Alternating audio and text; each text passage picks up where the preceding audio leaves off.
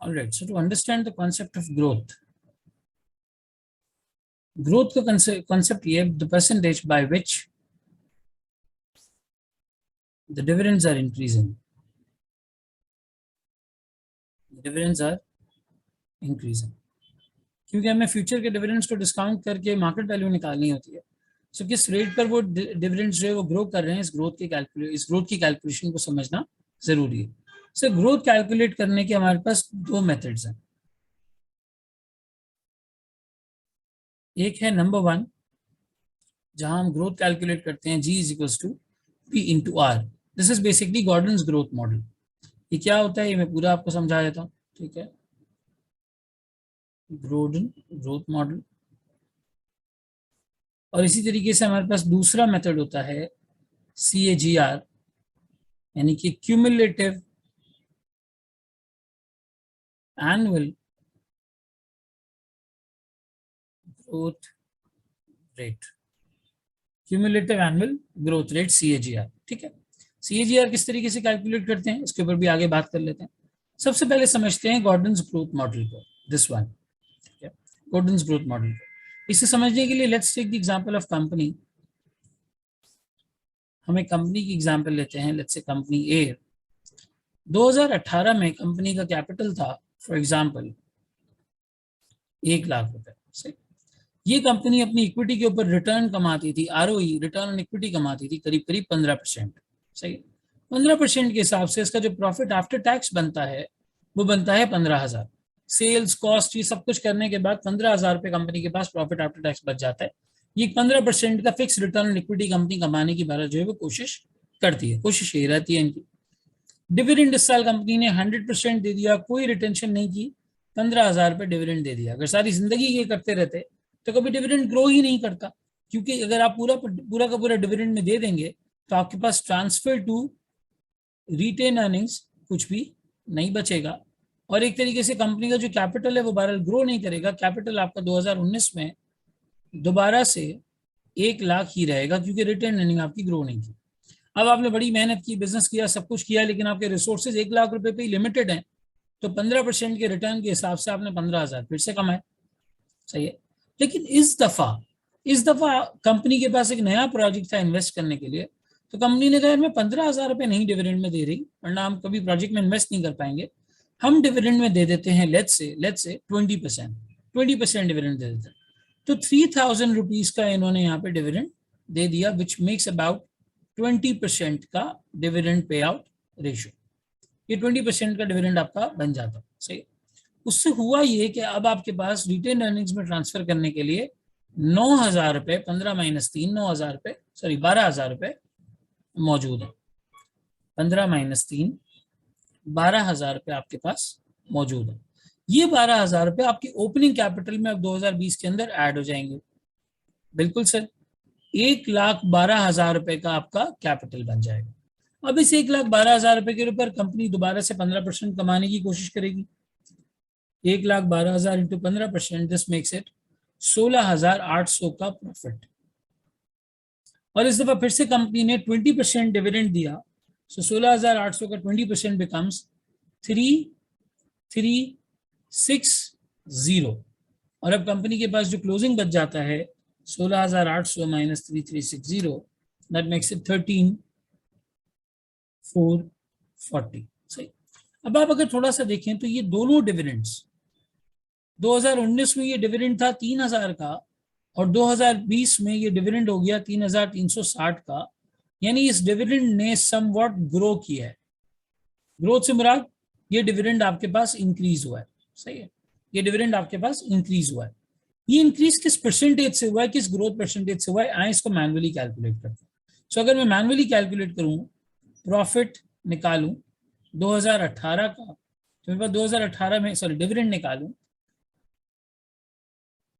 Dividend निकालूं अगर मैं 2018 का, सो 2018 में मेरा डिविडेंड था 15,000 रुपये. ठीक है जी. इसके अलावा 2019 में मेरा डिविडेंड था 15,000 के बाद 3,000 रुपये. एंड 2020 में मेरा डिविडेंड 3,000 से इंक्रीज करके 3,360 रह गया. हालांकि मैंने परसेंटेज डिविडेंड की सेम रखी है, 20% ही डिस्ट्रीब्यूट किया है अपने आउट ऑफ प्रॉफिट्स में से, dividend pay out ratio same रखा है, 20% पे किया है, लेकिन फिर भी ये इंक्रीज कर गया। यानी मेरे पास यहाँ पर ग्रोथ मुझे नजर आ रही है, और ये ग्रो किया है by rupee by number of lets से 360 रुपीज, 360 रुपए की ग्रोथ मुझे यहाँ नजर आई। कितने पे सर? लास्ट टाइम ये 3000 रुपए का था डिविडेंड, इस दफा 3360 का। तो 360 की यहाँ पर ग्रोथ है, डिवाइड बाय 3000 कर लेते हैं, कितना परसेंटेज से ग्रो किया? सर ये 12% से ग्रो किया, 12% से। यही चीज हम एक सादे आसान फॉर्मूले से कैलकुलेट कर सकते हैं, which is G is equal to B into R. जहां पर बी का जो कंपोनेंट है वो रिप्रेजेंट कर रहा होता है रिटेंशन रेशियो को, कि आप कितना रिटेन कर रहे हैं अपना डिविडेंड, और आर रिप्रेजेंट कर रहा होता है रेट ऑफ रिटर्न को, यानी कि आरओई को, कि आप कितना अपनी इक्विटी पे रिटर्न रेज करते हैं।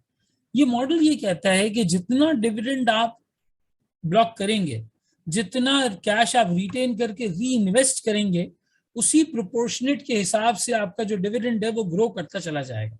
अब यहाँ पे देखो क्या हुआ, मैंने कैपिटल का स्टार्ट लिया था 1 लाख से, लेकिन इवेंचुअली मेरा कैपिटल 1,12,000 हो गया।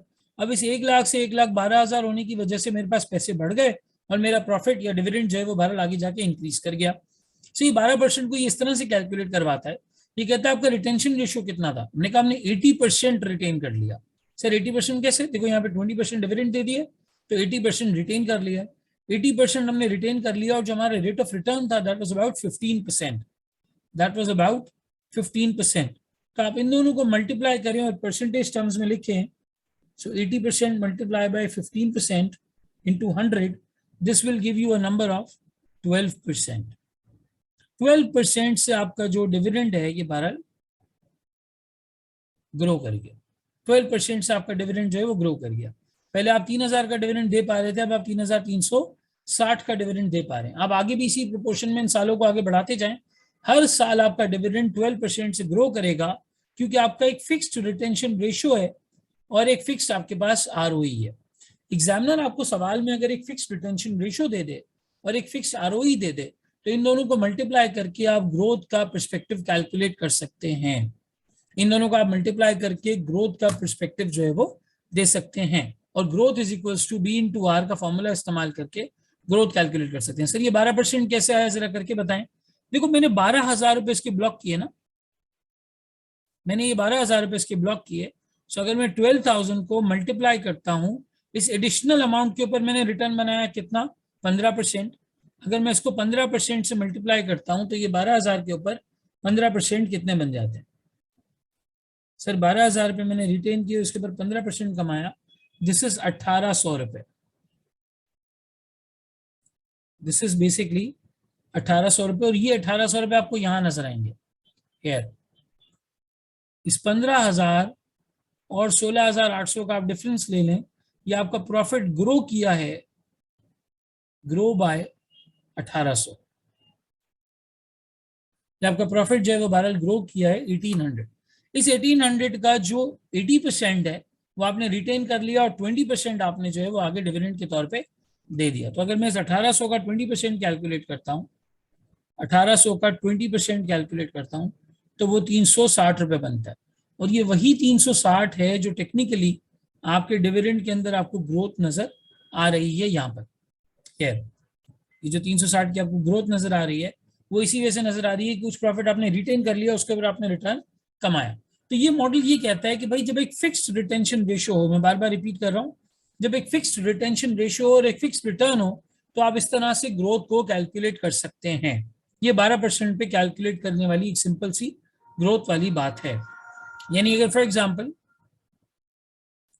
आपके सामने ये कहा जाता है कि भाई ये कंपनी है वो रिटेन करती है अपने प्रॉफिट्स को लेट्स से बाय 60%, और उसका एक फिक्स्ड आरओई है, रेट ऑफ रिटर्न है जो वो कमा के देती है, लेट्स से 30%। तो अब आप कैलकुलेट करें कि इसकी ग्रोथ क्या होगी। सो बड़ा सिंपल है सर, 60% को आप मल्टीप्लाई कर दें 30% से, सही, जो आंसर है उसको मल्टीप्लाई बाय 100 कर दें। 60% multiplied by 30% multiplied by 100, this gives you 18%। 18% की यहाँ पे ग्रोथ कैलकुलेट होगी। अब ऐसे सिनेरियो में अगर आपके सामने सिचुएशन आती है कि भाई आपको मार्केट वैल्यू निकालनी है, तो आप लेटेस्ट डिविडेंड पिक करेंगे जो कंपनी ने बिल्कुल लास्ट दिया, उसको ग्रोथ से मल्टीप्लाई कर देंगे। ये क्या बन जाएगा आपका के माइनस जी। ये जो कंपोनेंट है डी नॉट इंटू 1+G, यानी लेटेस्ट डिविडेंड इंटू 1+G, ये बन जाएगा डिविडेंड आफ्टर 1 ईयर। आज से 1 साल बाद इतना डिविडेंड मिलना है, D not into 1+G upon K minus जी। कभी कभी इस फॉर्मूले को इस तरह से भी लिखा जाता है, market value is equal to D1 upon K minus G. So D1 का फॉर्मूला, D1 का कॉन्सेप्ट क्या है? D1 is basically nothing but D1 is equals to D not into 1+G। 1 साल बाद का डिविडेंड, वो ग्रोथ के परस्पेक्टिव से बहरहाल कैलकुलेट होता है। सो हमें यहाँ पे नजर आया कि हम G is equals to B into R का फॉर्मूला इस्तेमाल कर सकते हैं, प्रोवाइडेड हमारे पास 2 कंडीशंस होनी चाहिए। एक, हमारे पास एक फिक्स्ड रिटेंशन रेशियो होना चाहिए, एक हमारे पास एक फिक्स्ड रिटेंशन रेशियो होना चाहिए। एट द सेम टाइम हमारे पास एक फिक्स्ड रेट ऑफ रिटर्न या ROE होना चाहिए। जब ये 2 चीजें हमारे पास होंगी तो हम इस फॉर्मूले की मदद से जो है वो कैलकुलेट कर सकते हैं कि हमारे डिविडेंड्स में ग्रोथ क्या है। ये हमारा मेथड 1 कंप्लीट हो जाता है। जहां पे growth is equal to B into R है। B is the retention ratio and R is the rate of return basically. सिर्फ इसके अलावा एक और तरीका होता है, और वो तरीका है क्यूमुलेटिव एनुअल ग्रोथ रेट, जिसको CAGR भी कहा जाता है। सर CAGR क्या तरीका और ये क्यों इस्तेमाल करना होता है? देखो, ये इसलिए इस्तेमाल करना होता है क्योंकि ये कहीं नहीं लिखा कि हर कंपनी एक फिक्स रिटेंशन रेशियो के तहत चलेगी और एक फिक्स रिटर्न हर साल जनरेट करके देगी। कभी हो सकता है कि ये रिटेंशन रेशियो डिफरेंट हो जाए, कभी हो सकता है ये रेट ऑफ रिटर्न डिफरेंट हो जाए। तो फिर ग्रोथ कैसे कैलकुलेट होगी सर? फिक्स रिटेंशन रेशियो होना या फिक्स रिटर्न होना, ये तो जरूरी नहीं है कि हर सूरत हाल में ऐसा हो। तो फिर ग्रोथ कैसे कैलकुलेट होगी? फिर ग्रोथ कैलकुलेट करने का सिंपल तरीका ये होगा कि आपके पास एक सेट ऑफ ग्रोथ जो है वो हिस्ट्री दी हुई होगी। यानी अगर फॉर एग्जाम्पल मेरे पास एक कंपनी की हिस्ट्री मौजूद है, मुझे ये नहीं पता कि फ्यूचर में उसका रिटेंशन रेशियो क्या होगा, रेट ऑफ रिटर्न क्या होगा, लेकिन कंपनी ये बताती है कि देखिए 2015 से हम काम कर रहे हैं, 2016, 2017, 2018, 2019 और 2020। मान लीजिए कंपनी आपको बताती है कि भाई हमारी हिस्ट्री ऑफ डिविडेंड रही है कि हमने 2015 में 10 रुपए का डिविडेंड दिया था, फिर हमने 12 का डिविडेंड दिया, फिर हमने 14 का डिविडेंड दिया, फिर हमने 16 रुपए का डिविडेंड दिया, हमने 18 रुपए का डिविडेंड दिया और हमने 20 रुपए का डिविडेंड दिया। 10 रुपए से लेकर हम 20 रुपए तक आए, लेकिन इसमें कहीं भी कोई फिक्स रिटेंशन रेशियो नहीं था। हम अपनी मर्जी से डिविडेंड दे देते थे। किसी साल हमने प्रॉफिट बहुत ज्यादा कमाया, फिर भी इतना ज्यादा डिविडेंड नहीं दिया, मजीद री इन्वेस्ट किया। किसी साल हमने कम कमाया, फिर भी हमने डिविडेंड दे दिया कि चलो अब और कोई प्रोजेक्ट नहीं है तो हम डिविडेंड दे देते हैं। ऐसी सूरत हाल में ग्रोथ कैसे कैलकुलेट होगी? सो सर, एक मुहावरा कहा जाता है कि अगर आपको किसी कंपनी का फ्यूचर पहचानना है तो आप उस कंपनी की हिस्ट्री पहचानें कि भाई इसकी हिस्ट्री क्या रही है। तो हमने डिविडेंड की हिस्ट्री निकलवा ली कि 2015 से लेके 2020 तक कंपनी का डिविडेंड क्या रहा। इसको इस्तेमाल करके हम बेसिकली ग्रोथ कैलकुलेट कर सकते हैं। कैसे? देखें, सबसे पहली बात, ये हमारा ओल्डेस्ट डिविडेंड है। ये पहले साल के एंड में कंपनी ने दिया था, और ये हमारा लेटेस्ट डिविडेंड है।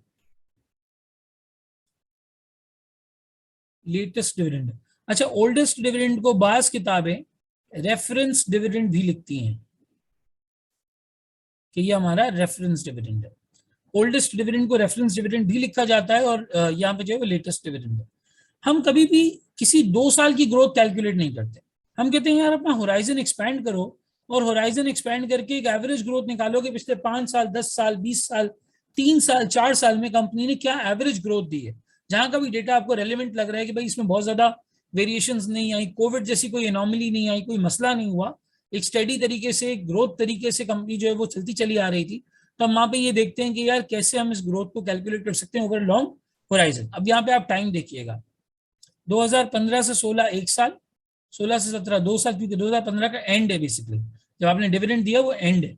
1 साल, 2 साल, 3 साल, 4 साल और 5 साल, कुल मिला के 5 साल में ये डिविडेंड 10 रुपए से लेके 20 रुपए तक गया है। कुल मिला के 5 साल में डिविडेंड 10 रुपए से लेके 20 रुपए तक गया है। तो हम यहाँ पे ग्रोथ कुछ इस तरह से कैलकुलेट करते हैं, that latest dividend divided by oldest dividend raise to the power 1 upon time -1। अगर मैं इस सिचुएशन में देखूं, जो इलस्ट्रेशन मैंने यहाँ पे बनाई हुई है, सो मेरा लेटेस्ट डिविडेंड कितना है जी? सर मेरा लेटेस्ट डिविडेंड है 20 रुपए। शुरू कहां से किया था? ओल्डेस्ट डिविडेंड 10 रुपए। कितने साल में यहां तक पहुंचे? 10 से 20 में, 10 से 20 तक कितने साल में पहुंचे? सिर्फ 5 साल में पहुंचे। एक बात याद रखिएगा, एग्जाम में इसको 6 साल मत ले लीजिएगा, स्टूडेंट्स तरह काउंट करते हैं, 1 2 2015 को 1 काउंट करेंगे, 1 2 3 4 5 6, नहीं, 2015 का एंड है। 2015 के एंड से 2020 के एंड तक अगर आप ले रहे हैं तो 2015 इटसेल्फ काउंट नहीं होगा, उसके एंड से बात शुरू हो रही है, तो ये 5 साल काउंट होंगे। यहाँ पे 1/5 आएगा -1। ठीक है, जब हम इसकी ग्रोथ देखते हैं क्या निकल के आ रही है, as simple as that 20/10 raise to the power 1/5 -1। So ये हमारी ग्रोथ निकल के आती है 14.86%। सर टेक्निकली अगर आप देखें तो इस कंपनी के डिविडेंड ने 15% से एवरेज ग्रो किया है। क्यूमुलेटिव एवरेज है ये, क्यूमुलेटिव एवरेज ग्रोथ रेट है, क्यूमुलेटिव एनुअल ग्रोथ रेट है। 5 साल में कंपनी ने 14.86% से ग्रो किया है। सही, 10 रुपए से डिविडेंड 20 रुपए पे आया। अब आप 10 से 12 का निकालेंगे तो शायद अलग होगा, 12 से 14 का अलग होगा, 14 से 16 का अलग होगा, 16 से 18 और 18 से 20 का अलग होगा। लेकिन एवरेज बेसिस पे 14 से 15% के आसपास, 14.86% के आसपास इसने जो है वो कंपनी ने ग्रो किया। सर ये फॉर्मूला कैसे आया? ये फॉर्मूला आपके क्वांटिटेटिव मेथड्स और मैथमेटिक्स के जमाने का ही फॉर्मूला है, जहां पे क्या होता था कि हम फ्यूचर वैल्यू को निकालने के लिए प्रेजेंट वैल्यू को मल्टीप्लाई करते थे 1 + i raise to the power n से, 1 + i raise to the power n से। अब गौर से देखिएगा, इस केस में फ्यूचर वैल्यू है 20, प्रेजेंट वैल्यू है 10, क्योंकि मैं 10 से शुरू हुआ था और 20 तक गया था। ठीक है, तो यहाँ पर आ जाता है 1 + i, मुझे नहीं पता लेकिन n मुझे पता है कि ये 5 साल में हुआ है, ये 5 साल में हुआ है। तो सिंपल आप यहाँ पे देखो 20 / 10 कर दोगे, क्योंकि वहां मल्टीप्लाई हो रहा है, यहाँ के डिवाइड हो जाएगा। अब आपके पास रह गया 1 + i raise to the power 5। तो अब आप दोनों जगह पे पावर 1/5 लेंगे, 20/10 raise to the power 1/5 is equals to 1 + i, और जरा 1/5 आपने यहाँ लिया, जब 1/5 दूसरी तरफ लेंगे तो वो कैंसिल आउट हो जाएगा, पावर 5 से 1/i बच गया। तो यहाँ पर आपके पास फॉर्मूला बन गया i is equals to 20/10 raise to the power 1/5 -1। ये बेसिकली आपकी क्वांटिटेटिव मेथड्स मैथ्स के फॉर्मूले से ही ड्राइव हुआ है, और ड्राइव करके हम यहाँ पे जो है वो केगर CAGR जो है वो कैलकुलेट कर लेते हैं। बस हमें ये करना है कि हम ब्रैकेट में लेटेस्ट डिविडेंड पिक करेंगे न्यूमरेटर में, डिनोमिनेटर में ओल्डेस्ट या रेफरेंस दोनों नाम यूज किए जाते हैं। ओल्डेस्ट डिविडेंड पिक करेंगे, 1/t लेंगे और -1। ये क्या है? टेक्निकली ये इवैल्यूएशन ऑफ द हिस्ट्री है कि यार हिस्ट्री में ये कितने % से ग्रो किया है। सेफ एक्सपेक्टेशन ये होती है कि आने वाले सालों में भी कंपनी इतने ही % से और इतने ही कंपोनेंट से जो है वो बहरहाल ग्रो करेगी, और ग्रो करने के बाद फ्यूचर के प्रॉफिट्स जो है वो इंक्रीज करेंगे। हमें फ्यूचर के प्रॉफिट्स की डिस्काउंटिंग करने के लिए ग्रोथ का फॉर्मूला चाहिए, और उस ग्रोथ के फॉर्मूले के लिए बहरहाल हमने इसको यहाँ पे इस तरीके से फॉर्मूले के तौर पे जो है वो इस्तेमाल किया। सो ये हमारा ग्रोथ का कॉन्सेप्ट है। एक तरीका है, मैं रिपीट कर देता हूँ, ग्रोथ को कैलकुलेट करने का, G = B × R, यानी कि फिक्स्ड रिटेंशन रेशो और फिक्स्ड रिटर्न % अगर है तो आप सिंपल इस तरह से निकाल लें। लेकिन अगर ये नहीं है तो फिर CAGR के फॉर्मूले में आप कंपनी की हिस्ट्री की ग्रोथ निकालें कि यार कंपनी ने पिछले 4-5 साल 10 साल में किस % से ग्रो किया है, और आने वाले वक्तों में किस % से बहरहाल जो है वो ग्रो करेगी। सो यहाँ पे हमारा ये ग्रोथ का जो कॉन्सेप्ट है ये मुकम्मल होता है। अब हम इसकी इलस्ट्रेशंस करते हैं, कुछ एग्जांपल्स करते हैं। तो नेक्स्ट वीडियो में आप इसकी इलस्ट्रेशंस देखें, एग्जांपल्स देखें कैसे कैलकुलेट हुई हैं, साथ साथ कैलकुलेट करें, तो इंशाल्लाह ताला आपको मजीद ये कॉन्सेप्ट जो है वो समझ में आ जाएगा। तो आइए जी इसकी जरा इलस्ट्रेशंस करते हैं।